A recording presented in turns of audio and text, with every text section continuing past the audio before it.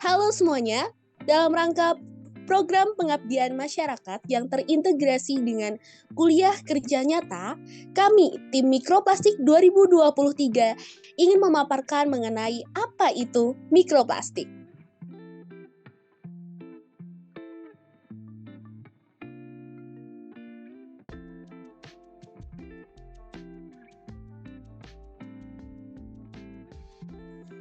Plastik tersusun dari polimer.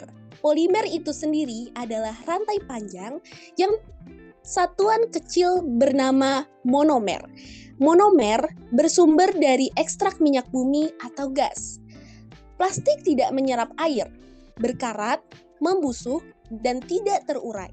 Atau diperlukan waktu yang sangat lama untuk dapat terurai secara sempurna.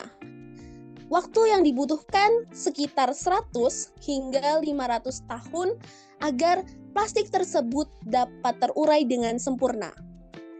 Dan itu tergantung dengan jenis plastiknya. Saat plastik terurai, partikelnya akan mencemari tanah dan air.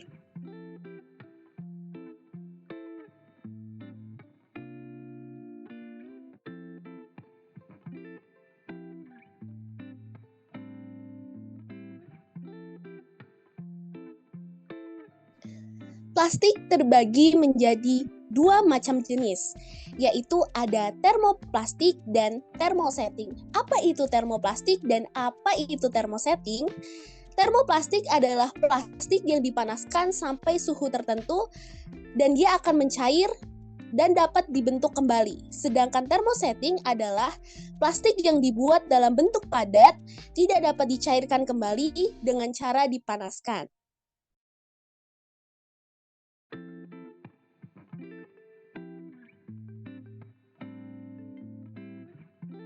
Berdasarkan American Society of Plastic Industry, telah dibentuk sistem pengkodaan plastik yang dapat didaur ulang atau di-recycle.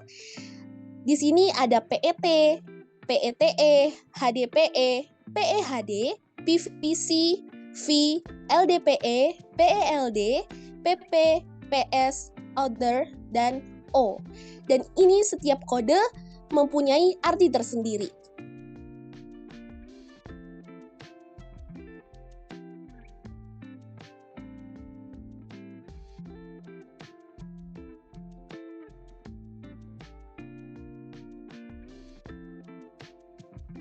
Lalu, bagaimana dengan mikroplastik? Berdasarkan Kamus Besar Bahasa Indonesia, mikro berarti kecil. Ya, bisa dibilang kecil sekali. Mikroplastik adalah plastik yang memiliki ukuran sangat kecil, yaitu 330 mikrometer hingga 5 mm untuk dimensi panjang. Dan mikroplastik ini dapat dijumpai di air, tanah, maupun udara.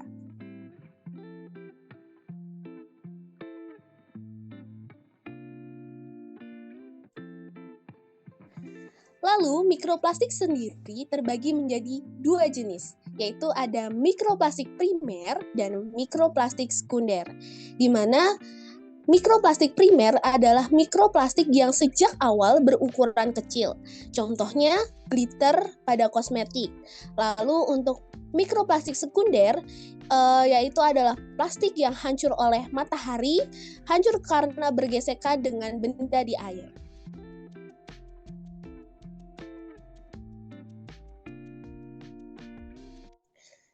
Adapun ciri-ciri dari mikroplastik adalah di mana mikroplastik di perairan dapat dibedakan dari mikroorganisme dan zat lainnya.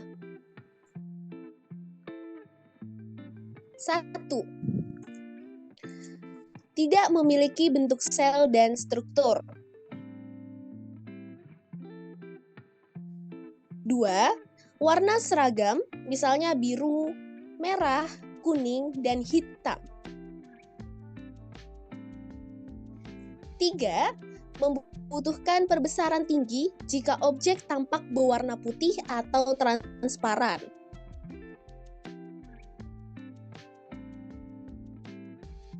4.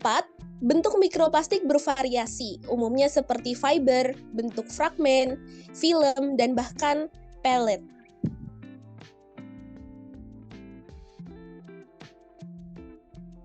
Dan berikut ada contoh dari gambar bentuk-bentuk mikroplastik.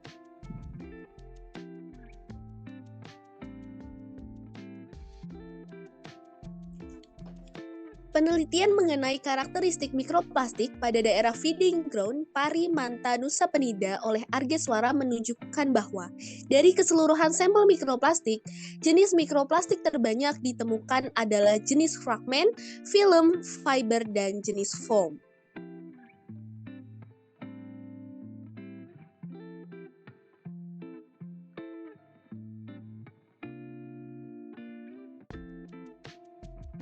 Lalu, mengapa mikroplastik berbahaya? Produk perikanan yang terkontaminasi mikroplastik berpotensi menyebabkan efek buruk pada kesehatan manusia setelah dikonsumsi dalam jangka panjang.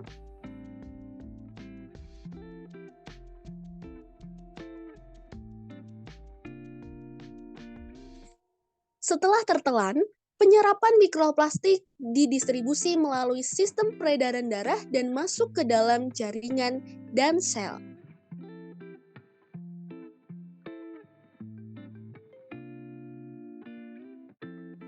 Selanjutnya, mikroplastik berpotensi menghasilkan beberapa efek samping seperti obesitas dan kanker.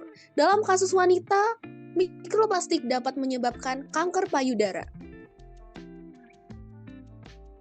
Sifatnya yang hidrofobik atau tidak suka air, mikroplastik dapat berikatan kontaminan organik seperti hidrokarbon aromatik polisiklik, pestisida organoklor, serta logam berat.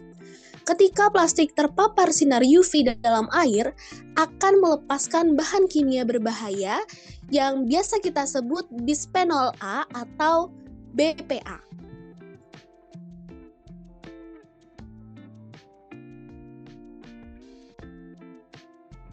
Berbagai penelitian menghubungkan bisphenol A dengan beberapa dampak terhadap kesehatan seperti pertama, yaitu meningkatkan kadar prostat.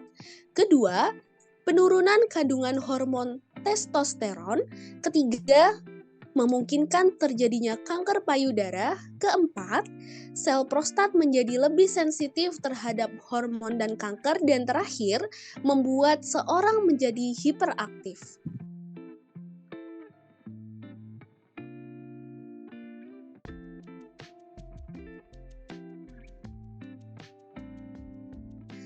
Lalu, bagaimana mikroplastik bisa masuk ke tubuh manusia?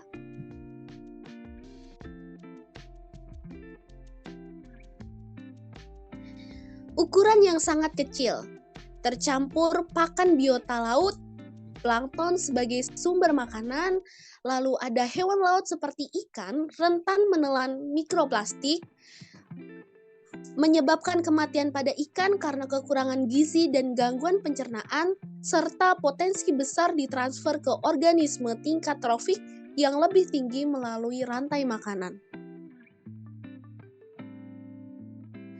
Berikut merupakan skema dari bagaimana mikroplastik bisa masuk ke dalam tubuh ikan dan tubuh manusia.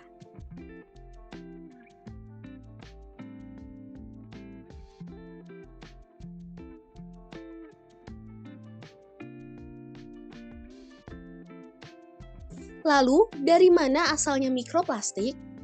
Dalam sebuah penelitian menunjukkan bahwasannya Indonesia merupakan penyumbang mikroplastik terbanyak nomor 2 setelah Cina.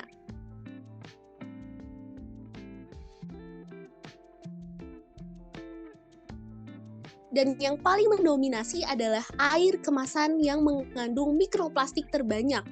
Analisis 259 botol dari 19 tempat di 9 negara dengan 11 merek yang berbeda menunjukkan ada sekitar 325 partikel plastik dalam setiap liter air yang terjual. Paling banyak adalah tipe polipropilen atau tipe yang sama dengan plastik yang dibuat untuk tutup botol.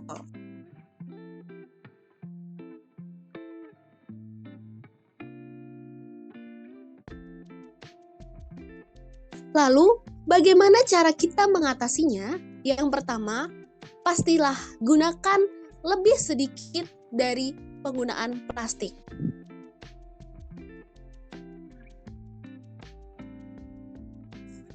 Kedua, temukan alternatif untuk kantong plastik sekali pakai.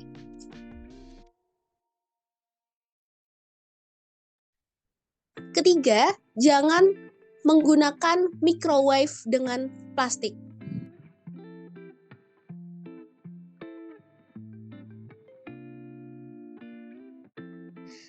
Lalu, jangan memasak dengan penggunaan alat plastik. Contohnya, memasak lontong dengan bungkus plastik atau makanan-makanan yang lainnya menggunakan plastik yang dimasukkan ke dalam air yang sangat panas atau berkontak langsung dengan api.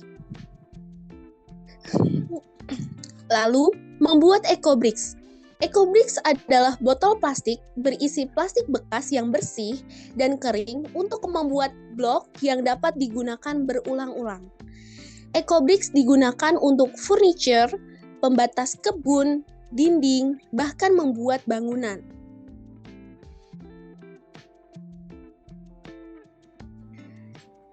Demikian pemaparan dari tim mikroplastik, semoga bermanfaat bagi kalian semuanya. Terima kasih, see you next time.